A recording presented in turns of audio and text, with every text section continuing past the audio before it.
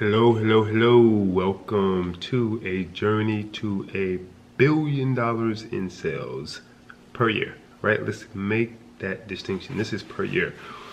So, this is KhaazRa Renew. Thank you for tuning in. And I just got back from, my wife is asleep, so I do not want to wake her up. Just got back from an event. And Funnel Hacking Live happened today. I don't even know what today is. What's the date today? 24th, 23rd actually. And I went to play in a basketball game at the University of Central Florida. I play in a Muslim league called the National Muslim Athletic Association, out at the University of Central Florida. Great freaking league. Oh my God. And so, just real quick, the name of this is called The Strongest Does Not Always Win. So, this is interesting because, so we have a super small team in this league. Like every team has a big guy. I'm probably the tallest guy on my team at about 6'3", 6'3.5". Definitely not even the biggest in terms of size at all. And everyone else is just like much smaller. So there's two guys who are over 6 feet on our team. And then every other team has like three guys who are like 6'3", 6'4". They weigh about 200 pounds or so. Some guys are 6'6", 6'8". I mean, it's a pretty, and some guards are even like over 6 feet.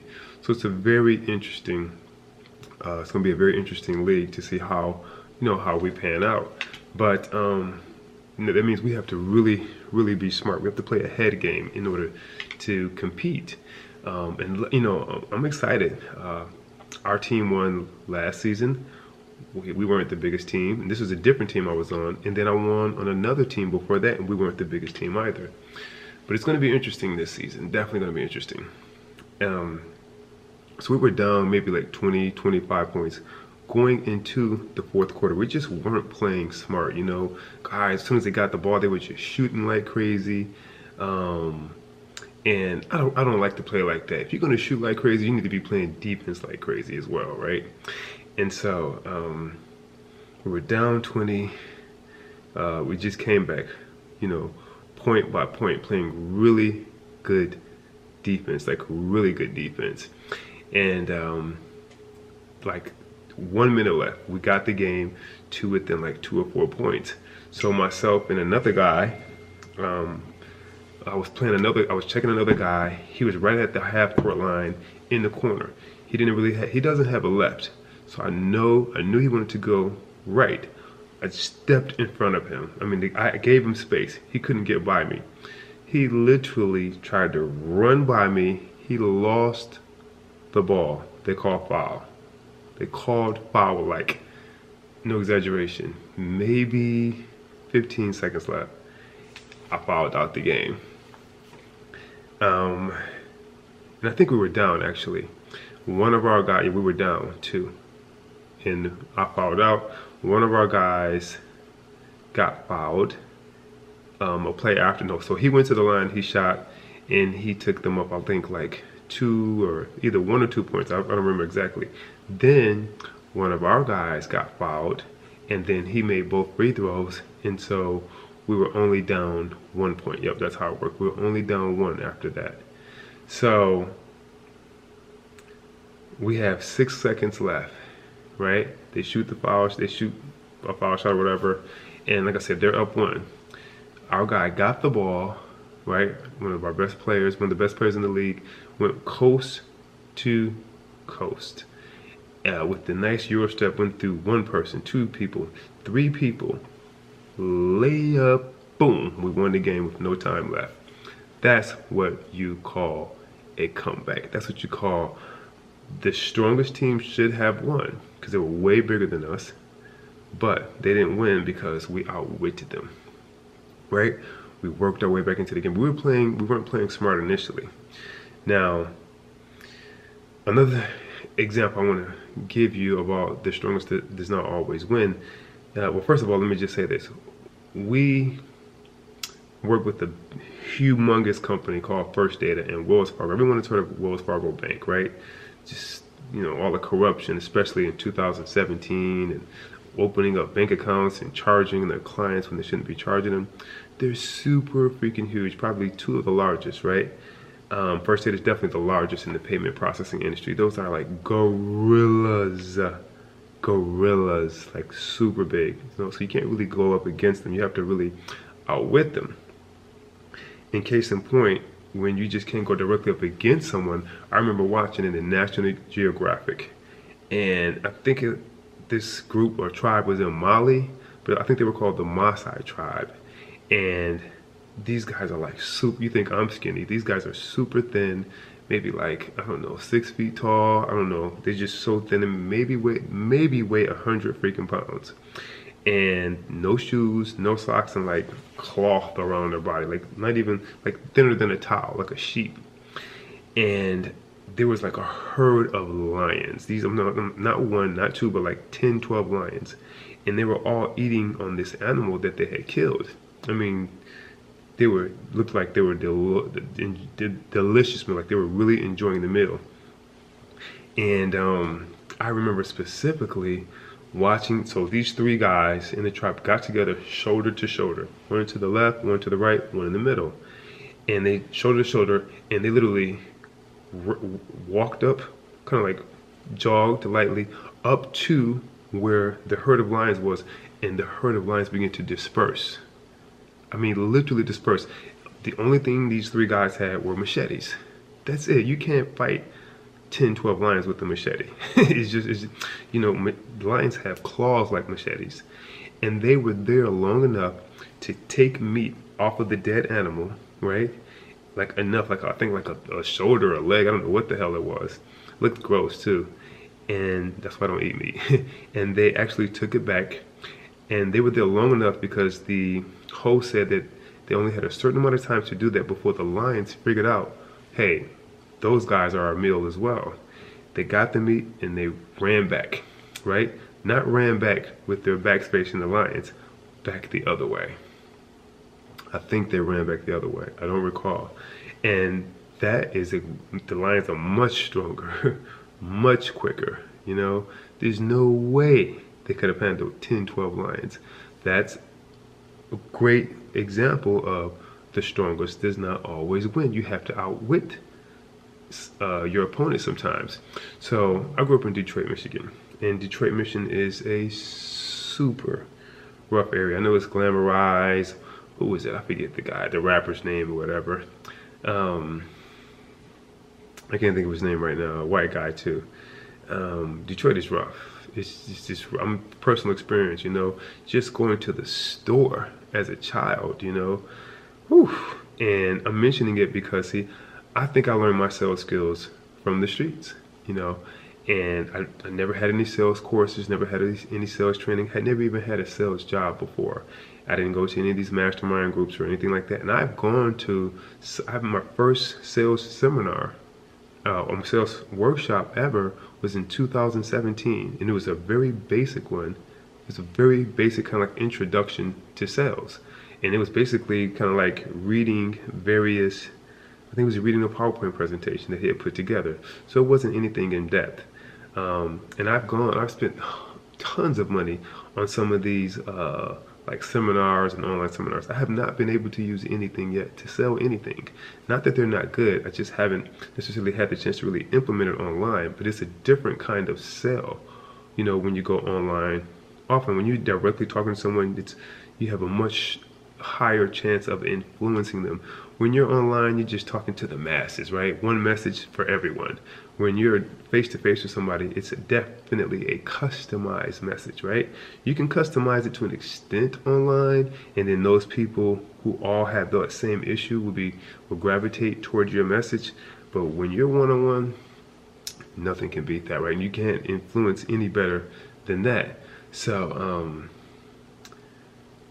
and yeah, so you can't influence any better than that. So, and I kind of lost my train of thought here, but never had any real sales training before. But in Detroit, Michigan, growing up, light-skinned guy, curly hair, I might have weighed 120 pounds in high school. You're gonna get it. People are gonna come after you. They're gonna test you. They're gonna try you. And if anyone out there who's from the inner city, quote unquote, the hood, you know what I'm talking about. you already get tried, period, every day, especially if you're a pretty boy who has no muscles or anything like that, you know? Not a star athlete or anything like that. So I had to use my wits in many different cases. And so I remember, I'm going to fast forward a little bit because I have so many instances where I had to use my wits because I wasn't the biggest, I wasn't the strongest in any circles for the most part, unless I'm sitting around a bunch of girls my age. Even some girls were stronger than me. So I had to really use my wits, which is a method or level of influence. And if you think about it, even in the wild, you have certain animals that may give off a certain kind of scare tactic.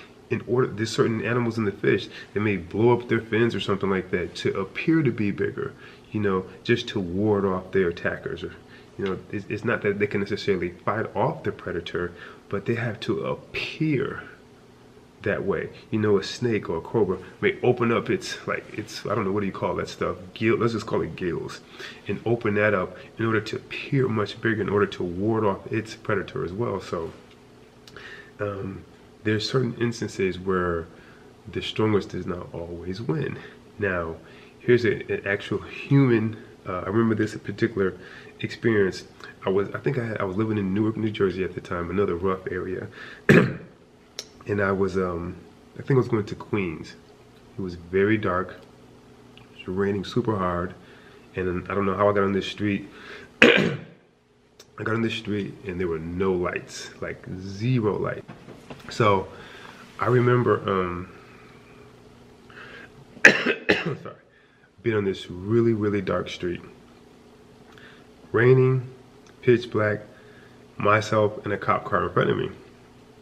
And I didn't have a driver's license because it was suspended. And for some reason, this cop car just stopped. I hit him. I hit the cop car. It's dark, it's raining, I'm a young black male, and I don't have a driver's license that has a good status. It's suspended. Him and I out there. This guy got out the car, the cop got out the car. And remember, cops can do things with impunity for the most part, especially in particular in the inner city. Like, who's gonna believe my case? Who's gonna believe me? Whatever happened? Even if he did do something, like what, you know? I didn't come from a wealthy family at all. So he got out the car screaming to the top of his lungs. I mean, screaming, F you, I'm gonna do this, I'm gonna do that. I mean, he was walking, he was moving his hands, and moving his hands kind of like around his holster area. He was just pointing, screaming, you get out the effing car, you hit me, you idiot. Ah. I mean, he was so loud at one point that I couldn't even understand the words coming out of his mouth. He was just coming closer and closer and closer and closer and closer to my car. And I rolled down the window, and I already had it down, you know. I didn't want to have to ask him, roll up your window, roll down your window. And I remember saying to him, you know, because I knew that if I got out that car, chances are that I knew I wasn't going home, because I'd already been in instances before where I had like a simple parking ticket, and I had gone to jail for that. And I remember sometimes it was so often that I would get pulled over, just sometimes being in the wrong neighborhood, and I wouldn't even ask anything. If I had a parking ticket or something like that, I would just get out the car and put my hands behind my back because I knew I was going to jail. That's how bad it was at one time. And it wasn't any crimes, it was just parking tickets. The way Newark, New Jersey worked, or East Orange, I lived in East Orange as well, which is right next to Newark, is that one side of the street you could park your cars up until like 2 in the morning. Then it would switch every other night or so, and you would forget one side you couldn't park until after 2 or something crazy like that. So people were constantly getting tickets if you didn't freaking remember, or if you didn't wake up in time to move your car because there were no parking spots left or something like that. It was really crazy. So I consistently got parking tickets. And so my license was suspended. And I didn't get out the car this time because I'm like, this won't be put your hands behind your back. This would be a beat down or a shoot down, who knows. And I remember saying to him, I guess I went into survival mode. And I remember, like, even growing up in Detroit, I would often have to go into survival mode just to stay alive, or to not get beat up or picked on or get my coat taken or my shoes taken. You know, when you grow up in the inner city and people have no money, sometimes they do things like that, right? And it's like, you know, survival of the fittest, you know, the strongest survivor, something like that. And again, it's not always where the strongest wins. So this guy, definitely bigger, definitely freaking stronger than me. He had the power, he had the law behind him, he had a gun. I was wrong. I hit him even though he just stopped. When you hit someone from behind, more than likely, it's your fault. They say you were going too fast. And like I said, he had a gun, he had the law behind him. And so I said to him, whatever you do, please don't mess up my chances to be one of you. I'm going into training next month to be one of you. Please, whatever you do, don't mess up my chances. So when I said that, please don't mess up my chances to be one of you, literally he stopped threatening me. He stopped asking me to get out the car. He stopped cursing at me. He stopped screaming. And he says, all right, don't let it happen again. He never asked me for my driver's license, which was suspended. When he got close, he never asked me why I hit him. He just, okay. And he turned around and walked back to his car, got in and pulled off. He didn't even pull up my license plate. He would have saw that my license was suspended, more than likely. So that's another case of the strongest does not always win. And when you're in sales, or if you're trying to build a relationship, you think about it, right? Men are the strongest. Between a man and woman, the men are the strongest. We're stronger, we're quicker in most cases, and the woman is considered the weaker vessel. But women outwit men all the time. All the time. You know, a man may quote unquote put his foot down because he is the strongest, or he quote unquote may make the most money or something like that.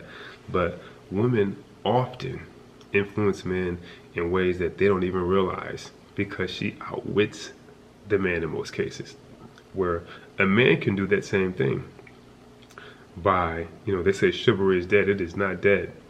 You can break down a woman's walls by opening doors, pulling out the chair for her, putting a coat over her if she's cold, maybe making dinner for her, making bubble bath for her, doing things that soften her up, that break down those walls.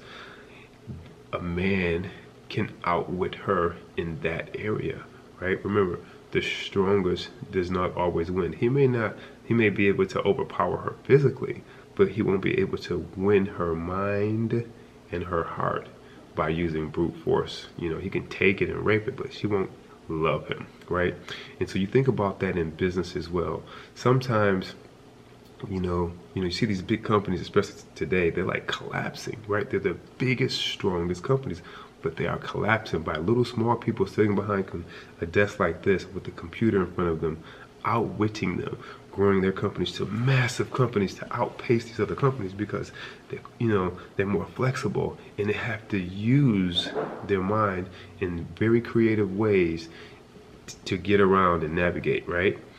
So you think about that in terms of sales, especially, and in terms of business, where you may not have the resources, right? So you have to do the things that these big companies want to do. You have to do the things that these other sales consultants want to do. Some of them don't like following up with their clients. They don't like it when their clients call them. They don't like it when just got a text there. They don't like it when their clients call them. So you have to, and you may be we go up against banks all the time, but in almost every case, when we see that a client is with the bank, we start licking our chops, because we know that the bank is, that they may be the biggest and the strongest, they have way more resources, way more access to capital, but it doesn't mean that they're going to win. And we always outmaneuver them in almost every situation where we take the client from the bank. So think about that, and I hope that you can benefit from this. Check us out, www.KhaazRa, KhaazRa.com. Thanks for tuning in. Be good.